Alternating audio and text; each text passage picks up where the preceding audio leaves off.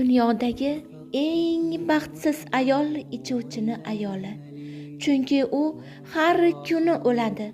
Har kuni eri ichib kelib dumalab yotganda, haqorat eshitganda, bolalarini ko'z yoshini ko'rganda, umidlari chilparchin bo'lganda, u har kuni o'ladi. Xiyonatda hattoki bir marta o'lsa ayol, ichuvchini ayoli har kuni o'ladi. Kim bunga javobgar? Erkakni o'zi. Ko'pincha ayollar ichkilikka mas'uliyatni o'ziga oladi va bunday erkakdan ketsam dinimizga to'g'ri kelmaydi deyishadi. Aslida ichgan odam dinda qoladimi? Musulmonchilikda umuman harom qilingan aroq. Nimaga ayolga bu ruxsat berilmaydi?